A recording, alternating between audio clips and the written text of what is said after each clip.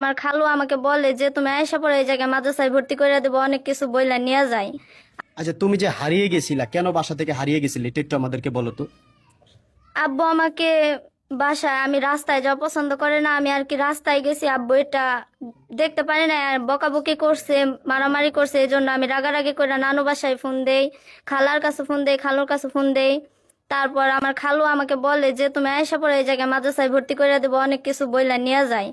আমিও তার সাথে যাই। যাওয়ার পর আমাকে বলে যে খালার বাসায় নিয়ে যাবে, খালার বাসায় না নিয়ে আমাকে অন্য একটা বাসায় নিয়ে যাওয়া হয়। তারপর আর কি বাসায় যে আমি বলি খালা কোথায়, তখন আমাকে বলে 2 দিন পর আসবে, আমরা তো বাসা ছেড়ে দিছি, নতুন বাসায় যাব। পরে আর কি আমি কিছু না বলে চুপচাপ থাকি। ওই জায়গায় থাকার পর 2 দিন পর সে আমার সাথে অনেক নোংরা আচরণ করে। আমি আর কি ওই জায়গা থেকে আসার পর আমার মামার কাছে সবকিছু খুইলা বলি, আমার নানুর কাছে বলি।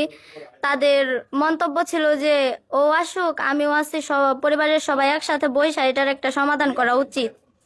কিন্তু তার মধ্যে আমার আম্মুর একটা মামা ছিল, সে সাংবাদিক আনে, ভিডিও আনে, সবাইকে আইনা আর কি পুলিশ আনে, এই সমস্ত ভিডিও করানোর পর সেটা দেওয়া হয়। তোমার খালার সাথে রিলেশন ছিল, এটা কি সত্য ছিল নাকি এটা তুমি ভয়ে বলছো? এটা একটু সবাইকে ক্লিয়ার করে দাও। যে না, ওই জায়গায় আমাকে যেহেতু এত আতঙ্কিত ভাবে বলা হয়েছে আর কি, আমি বুঝতে পারি নাই।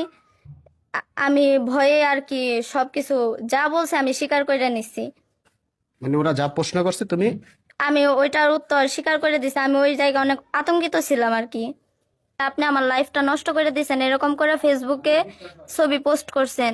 তার পরিবর্তে সে আমাকে বলল যে তোমার লাইফ তো এমনিও শেষ হয়ে গেছে, অমনিও শেষ হয়ে গেছে, এখন সারা বিশ্বের মানুষ তোমাকে চেনে, এখন যদি তুমি চাও তাহলে আমাদের সাথে ভিডিও করতে পারো। তারপর আমি চুপ ছিলাম, কোনো উত্তর দেই নাই। হ্যাঁ, তুমি কি তাকে পারমিশন দিয়েছিলে? জি না।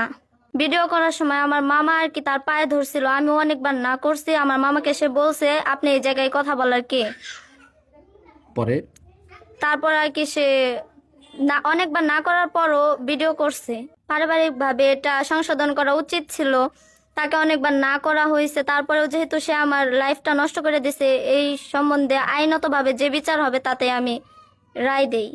যেহেতু আমার ভিডিও করে ছেড়ে দেওয়া হয়েছে, এই জন্য আর কি মাদ্রাসায় থেকে আমার ভিডিও দেখার পরে বলছে যে এই মেয়ে আর রাখার দরকার নেই, আয়সা নিয়ে যান। আর আমি এই অবস্থায় বাড়ির বাইরেও বেরোতে পারি না, কোনো জায়গায় যাইতেও পারি না, কোনো জায়গায় কথা বলারও নাই আমার কাছে। আমি এখন কোনো জায়গায় চলাফেরাও করতে পারতেছি না, এই জন্য আমি বিচার চাই। এখন আমার সাথে এরকমটা কেন করলো? এটার বিচারটা কার কাছে চাচ্ছ? প্রশাসনের কাছে। তার বিচার হোক। আর আমার লাইফে যেহেতু